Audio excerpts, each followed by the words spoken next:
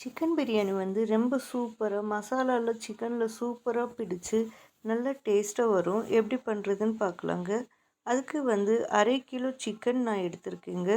சிக்கனை வந்து நல்லா க்ளீன் பண்ணி வச்சுட்டு 1 ஸ்பூன் மிளகாய் பொடி, சிக்கனுக்கு தேவையான அளவு மட்டும் உப்பு போட்டுக்கோங்க.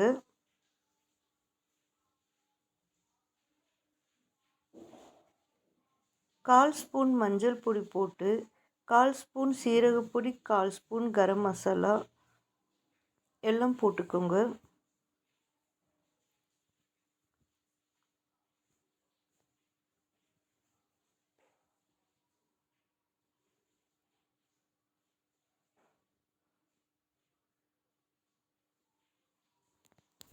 கடைசியில் அரைப்பழம் எலுமிச்சை பழத்தை ஜூஸ் எடுத்து அந்த எலுமிச்சை ஜூஸையும் விட்டு நல்லா மிக்ஸ் பண்ணிக்கோங்க. நல்லா மிக்ஸ் பண்ணிவிட்டு மூடி போட்டு தனியாக எடுத்து வச்சுருங்க. அரைக்கிறதுக்கு வந்து ஒரு கைப்பிடி அளவு கொத்தமல்லி, புதினா எடுத்துக்கோங்க. கொஞ்சமாக பூண்டு, கொஞ்சமாக இஞ்சி, 3 பச்சை மிளகாய் போட்டு மிக்சியில் போட்டு இந்த மாதிரி தரவாக அரைச்சி எடுத்துக்கோங்க. ரொம்ப நைஸாக அரைக்க வேண்டாங்க. நான் 1/2 கிலோ சிக்கனுக்கு 3/4 கிலோ அரிசி எடுத்துருக்கிறேன். 3/4 கிலோ அரிசி 2 கப்பு வந்தது எனக்கு. இதை வந்து ஃபஸ்ட்டு நல்லா க்ளீன் பண்ணிக்கோங்க. 2 முறை தண்ணி விட்டு நல்லா க்ளீன் பண்ணிவிட்டு, அதுக்கப்புறம் அதில் தண்ணி விட்டு கொஞ்சம் நேரம் அப்படியே வச்சிடலாம். தண்ணி விட்டுட்டு அடுத்து நம்ம குக்கரை ஹீட் பண்ணி அதில் ஆயில் ஹீட் பண்ணிக்கோங்க. அரிசி வந்து ரொம்ப நேரம் ஊற வேண்டாம். நம்ம தண்ணி விட்டுட்டு குக்கரில் வேலையை பார்க்க ஆரம்பித்தா அது கரெக்டாக இருக்கும். ஆயில் ஹீட் ஆனதும் பட்டை பீஸு, ஏலக்காய், 10 ஏலக்காய், 10 கிராம்பு போட்டு தாளிச்சுக்கோங்க.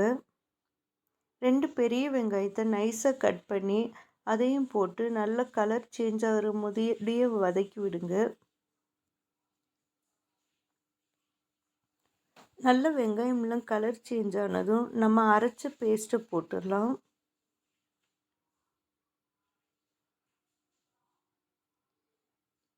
இப்போ இதோடையே சிக்கனையும் போட்டு நல்லா மிக்ஸ் பண்ணி விடுங்க.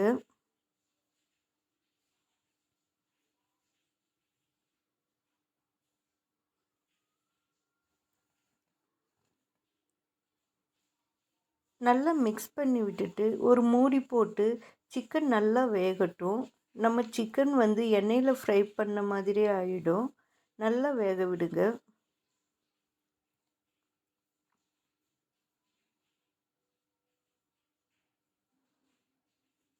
இப்போ நல்லா சிக்கன் சூப்பராக வேக வச்சாச்சு. இப்போ வந்து நம்ம அரிசியில் இருக்கிற தண்ணியை மட்டும் தனியாக எடுத்து வச்சுட்டு நம்ம அரிசியை மட்டும் போட்டுடலாம். அரிசி கழுவுன தண்ணியை வந்து நீங்கள் கீழே விட வேண்டாம். இப்போ அரிசியை மட்டும் போட்டு நல்லா கிளறி விடுங்க. ஒரு 2 நிமிஷம் நல்லா கிளறி விட்டுட்டே இருங்க.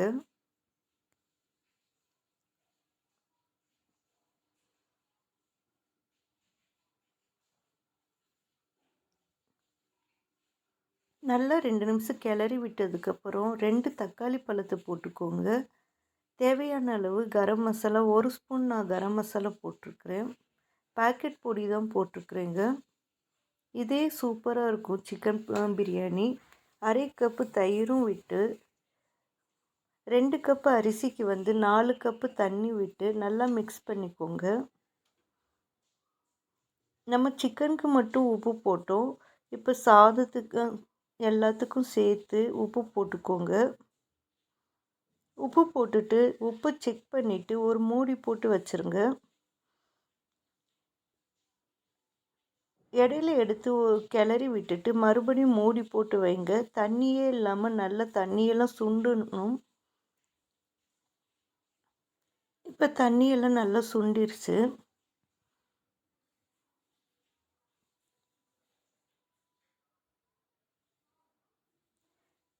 இப்போ வந்து கடைசியில் நெய் 2 ஸ்பூன் விட்டுட்டு அரைப்பழம் எலுமிச்சை சாறு விட்டு நல்லா மிக்ஸ் பண்ணி விடுங்க.